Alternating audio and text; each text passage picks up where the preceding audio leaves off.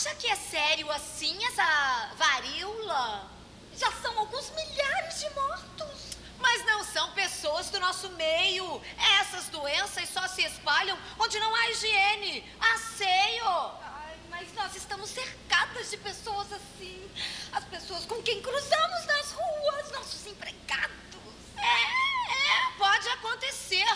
Mas esse moço, o doutor Oswaldo Cruz, está cuidando disso. Mas ele não está indo para Cuba? Mas volta logo. O meu tio, o doutor Siqueira, você sabe, me disse que ele vai encampar uma campanha contra a varíola, do mesmo jeito que ele fez com a febre amarela. Você vai ver. Se todos tomarem a vacina, a doença acaba. Mas a gente vai ter que mostrar o braço para o funcionário da saúde pública. Para o doutor Oswaldo Cruz, eu dava até a minha coxa para ele vacinar.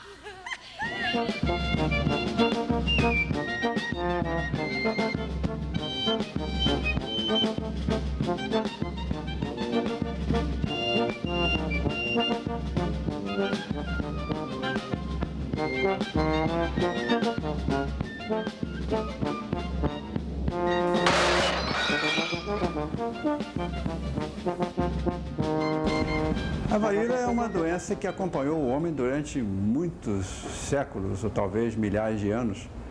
Ela foi relatada em antigas escritas desde a Índia, das civilizações mais antigas, da China, e foi responsável por muitas mortes, não só naquelas regiões, como também posteriormente na Europa e depois nas Américas. Se diz, por exemplo, que quem conquistou o México não foi Cortés, e sim a varíola, porque ele usou como arma biológica. A variolização nada mais é do que a introdução no corpo do indivíduo são de um pus de um indivíduo que havia contraído a varíola no momento em que as bexigas, as bolhas que o varioloso tem pelo corpo estavam secando. Então pegava-se aquele pus da bolha e arranhava-se na pele de uma pessoa que ainda não havia contraído a doença. Com isto, se pensava que haveria uma imunização desse indivíduo que foi variolizado em relação à doença. Ele nunca mais iria contrair a varíola. Edward Jenner, né, quem descobriu, digamos assim, né, a vacina antivariólica propriamente dita, né, que é aquela feita com cowpox, né, com linfa animal. E as pessoas que trabalhavam ordenhando vaca, às vezes tinham esfoladuras nos dedos e desenvolviam pústulas parecidas com as feridas que os animais tinham.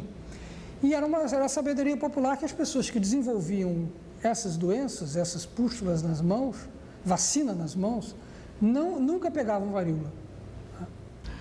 E esse tipo de vacinação, braço a braço, chegou ao Brasil em 1804 e foi trazido pelo Marechal Felisberto Caldeira Bam, Marquês de Barbacena, que trouxe a vacina em braços de escravos de Portugal. Nesse sentido, nós vamos observar durante todo o século XIX esse empenho do governo, de um lado, em se utilizar da variolização e de outro, do pus animal para imunizar a população. Na década de 90, alguns dos problemas técnicos que existiam e que dificultavam a propagação da vacina ao longo do século XIX inteiro começam a ser superados. O principal deles é que se começa a conseguir produzir no Brasil vacina animal. Oswaldo, finalmente você chegou. A doença avança a olhos vistos. Decidi iniciar uma campanha contra a varíola e quero que você a dirija. É claro, senhor presidente. A vacina já está testada, aprovada e comprovada, veja. Podemos aplicá-la na população imediatamente? É só o senhor determinar quando, mas... Sim? Senhor presidente, o senhor sabe que só com métodos drásticos seremos capazes de debelar a doença. De acordo, de acordo. Você tem carta branca. Muito bem, senhor presidente. É só assinar aqui. O senhor pode estar certo de que com a vacina, em breve a varíola será exterminada. Daqui a 90 anos, terá sido banida inteiramente de todo o nosso planeta. Visando modernizar a capital da República, o presidente Rodrigues Alves promoveu uma ampla reforma urbana. O prefeito Pereira Passos abriu largas avenidas no centro da cidade, deixando milhares de pessoas sem moradia. Oswaldo Cruz assumiu a direção dos serviços de saúde pública e combateu com sucesso a febre amarela. Criou numerosas brigadas de guardas sanitários para exterminar os mosquitos transmissores da moléstia e isolar os doentes. O cientista também dirigia o Instituto de Manguinhos, berço da medicina experimental no Brasil. Em 1909, em decorrência da epidemia de varíola, mais letal do período, pesquisadores da instituição publicaram seu primeiro trabalho sobre a doença. O Instituto Oswaldo Cruz também ensinava microbiologia e produzia soros e vacinas. Eu assumi o laboratório de vacina antivariólica em 1958, mas já naquela época havia uma pressão grande da Organização Pan-Americana da Saúde, no sentido de que o Instituto se aparelhasse para atender a demanda da campanha de erradicação da varíola no mundo. Ficou o Instituto Oswaldo Cruz com 2 laboratórios, um para a produção da vacina antivariólica clássica em vitela e outro para a produção da vacina antivariólica em membrana colanutória de embrião de galinha. Aqui no Brasil, a imunização sempre foi uma atividade do Estado, né? Ao contrário dos Estados Unidos, por exemplo, onde a atividade é basicamente privada. E nós temos problemas de saúde que nós precisamos investir em ciência e tecnologia para descobrir vacina, para controlar os problemas que são nossos, em onde os laboratórios dos países industrializados, obviamente, estão mais voltados aos interesses dos problemas de saúde que são do primeiro mundo. Vai, varíola, vou, varíola, vai, varíola, vai, varíola, vou, varíola, vai, varíola, vou, varíola, vai, varíola, ufa, ufa, ufa. Em 1964, chegaram ao Brasil 2 especialistas do CDC de Atlanta, o Dr. John D. Millar e o Dr. John F. E trouxeram para as primeiras demonstrações aqui no Brasil as pistolas, né? O jet injector. Bom, foi um sucesso, porque com aquela pistola era possível vacinar 2.000 pessoas em 1 hora. Naquela altura, já se tinha consolidado no Brasil o uso da vacina liofilizada, que antigamente se usava uma vacina líquida, era uma vacina em forma de linfa e que era muito sujeita à deterioração por problemas de conservação. Por isso que só se conseguiu a varíola, você não encontra mais o vírus da varíola, porque ele não conseguiu mais encontrar células para se replicar. E a mesma coisa a polio, por enquanto, aqui no continente americano, a mesma coisa. Ainda não chegou à erradicação global, mas é por quê? Porque não existe mais células em que o vírus selvagem possa se replicar, porque foi ocupado esse espaço pelo vírus vacinal. Então, essa é a ideia de erradicação. A erradicação quer dizer, etimologicamente, a ideia de cortar pela raiz, né?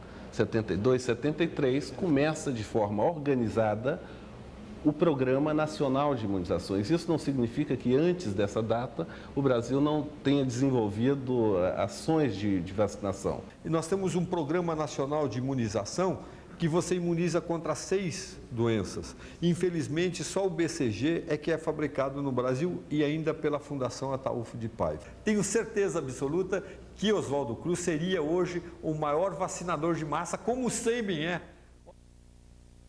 Todos os cidadãos de recém-nascidos a idosos deverão ser vacinados, examinados e reexaminados periódica e regularmente e somente pelos médicos autorizados. Foi uma revolta um pouco complexa, que é conhecida normalmente como revolta da vacina, mas ao lado da revolta popular contra a obrigatoriedade da vacina, houve também uma revolta militar, uma tentativa de jacobinos militares de dar um golpe de Estado. A revolta ocorre quando o serviço de vacinação está no auge do seu sucesso, não é? Na verdade, a revolta ocorre Não porque a minha impressão é que a população estava experimentando uma prática de vacinação compulsória, a revelia de qualquer legislação, naqueles meses anteriores à revolta. Meu povo, é uma violência! O governo voluntariamente se propondo a me violentar com a introdução no meu sangue de um vírus sobre cuja influência existem os mais bem fundados receios que seja causador da moléstia ou da morte. Na verdade, a vacina foi um dos temas fundamentais que causou a discórdia na comunidade dos médicos brasileiros. E isto não em 1904, mas já desde meados do século XIX. No caso dos positivistas ortodoxos, além da oposição, digamos, científica à vacina, havia uma outra que eu acho que era mais importante, que era a tese central que eles tinham da separação entre poder espiritual e poder temporal. Segundo eles, a doença era um problema que tinha a ver com o poder espiritual. E, portanto, não cabia ao Estado, era ilegítimo que o Estado interferisse na decisão pessoal da pessoa se vacinar ou não. Muito provavelmente havia uma reação contra, não a vacina, mas contra as reações da vacina. Infartamento de gânglios, febre, mal-estar, dor de cabeça, que pode acontecer com vacina contra a febre amarela, que pode acontecer com vacina contra o sarampo, enfim, com qualquer vacina. Do lado de oposição à vacina, além dos positivistas ortodoxos e seus aliados políticos, como Barbosa Lima, principalmente, havia Vicente de Souza, que era o líder dos grupos operários mais organizados, e na parte do povão mesmo, na saúde, o famoso Prata Preta, que era realmente um líder popular autêntico, que lembra muito, quando Euclides da Cunha descreve os sertanejos de Canudos, aquelas figuras de líderes muito populares, muito autênticos e muito fortes. Imoral! Imoralíssima! É a violação da nossa liberdade. Eles não podem nos obrigar. É tirania, é violência, é a invasão das nossas casas também. Sequestro das famílias. De nossos corpos. Abaixo a vacina obrigatória! Abaixo! A vacina obrigatória! Abaixo! Abaixo a tirania de Pereira! Abaixo! A lei da vacinação obrigatória foi aceita, foi votada pelo Congresso Nacional no dia 31 de outubro de 1904. No dia 5 de novembro, já se formou no Rio de Janeiro, na Rua do Catete, a Liga contra a Vacinação Obrigatória. A partir do dia 10 e com maior intensidade a partir do dia 11, nós vamos observar o quê? A população não só reivindicando o fim da vacinação obrigatória, mas essa população se chocando com as forças policiais, trocando tiros, e quando não havia armas por parte do povo, se utilizava paus e pedras. Praticamente o centro da cidade, na área que vai do Lago de São Francisco, Praça Tiradentes, Praça da República, ficou praticamente uma zona ocupada pelos revoltosos, e o outro foco na área da saúde, que incluía Gamboa e a saúde, que também ficou praticamente conflagrada. No dia 12, à noite, houve as primeiras vítimas populares dos confrontos dos revoltosos com a polícia, com a milícia carioca. A rebelião toma novo vigor. A cidade inteira adere aos revoltosos. Não conseguimos penetrar nos seus principais centros de resistência. Os bairros da saúde e da Gamboa, principalmente. Mas quem é que dirige essa raça? Senhor presidente, a Liga contra a Vacina Obrigatória, senhor! Esses positivistas! Senhor presidente, os anarquistas também! Esses baderneiros! Eu acho que é importante também entender que há um componente muito grande da questão da cultura africana, da cultura negra, né? Há um componente racista na atuação do serviço de higiene muito acentuado, né? Quer dizer, a vacina, e no caso, ela implica em necessidade de lidar, no caso da varíola, com práticas culturais negras enraizadas, espalhadas pela cidade inteira. O bairro foi tomado pelo exército brasileiro. E a maior parte dos revoltosos e também dos não revoltosos, bastava ser pobre, bastava ser negro para ser considerado um revoltoso, foram presos pelas forças governamentais. Não é à toa também que a área de principal conflagração da revolta, né, entre ali a Saúde, Gamboa e tal, até a Cidade Nova, era a área tradicional de concentração de baianos e aonde João do Rio diz que estavam todos os candomblés. A rebelião escapou ao nosso controle! Temos um navio, senhor, atracado na Bahia, esperando para levar o senhor, sua família e seus ministros para fora da cidade. É a hora que o senhor ordenar, o encoraçado Teodoro levará embora! Me levar daqui? De jeito nenhum! Que o encoraçado Teodoro bombardeie o bairro da Saúde por mar!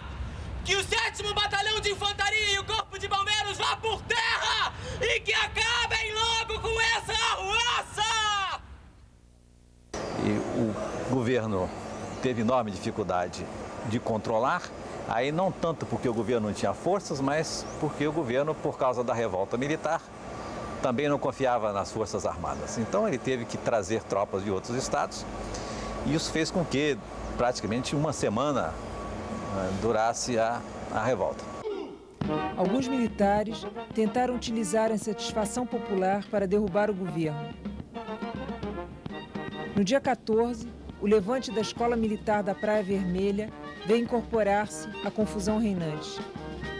Tropas do governo enfrentaram os cadetes em Botafogo e um tiroteio na Rua da Passagem foi o único combate dessa fracassada rebelião.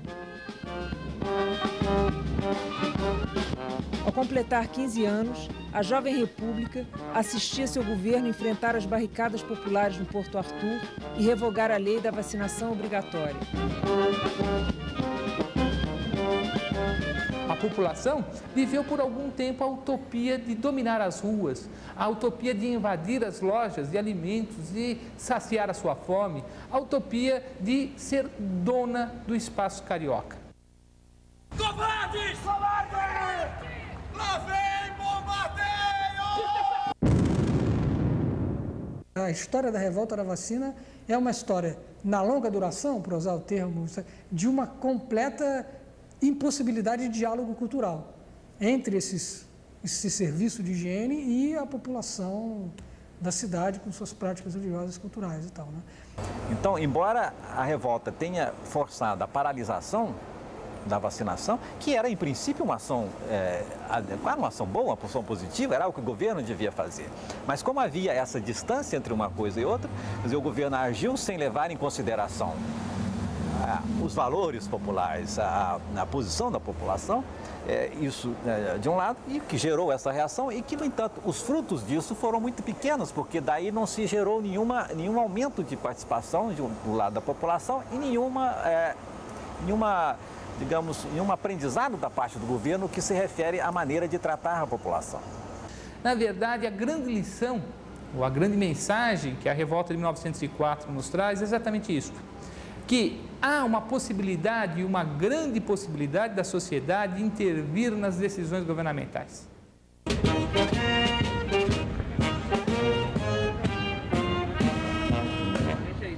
Para o Acre!